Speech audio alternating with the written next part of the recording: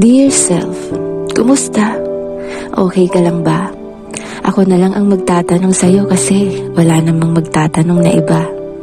Ako na lang ulit ang mag-uusisa kung talagang okay ka ba. Kakapagod din pala, no? Yung gulong-gulo ka na pero wala kang ibang masabihan ng nararamdaman mo.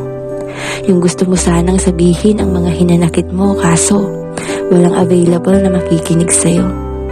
Ang sarap sanang magkwento kaso wala namang handang makinig sa mga hinaing mo. Parang yung tipong sarili mong problema, sarili mo ring comfort. Kaya kahit gusto mong magpatuloy, di mo maiwasang mapagod. Self, bakit ganon?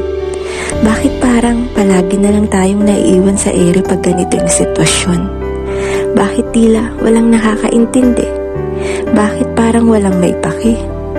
Bakit palagi na lang nilang inaakala na di tayo naapektuhan? Bakit tingin nila na di tayo nasasaktan? Bakit di nila nakikita na may lungkot sa ating mga mata?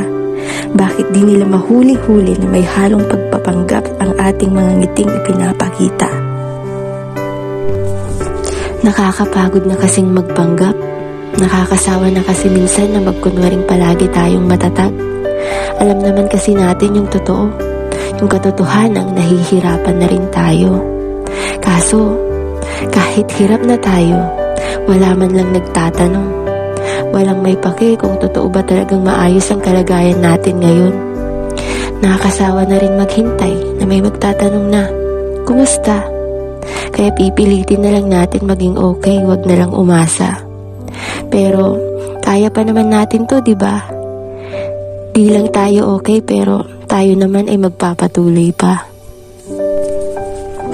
Payakap nga self, yung pangmalakasang hug ha. Magiging okay ka rin.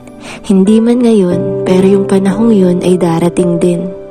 Paalala ko lang ulit sa'yo na sobrang tatag mo. Kaya please lang, kahit gaano kahirap, huwag ka susuko.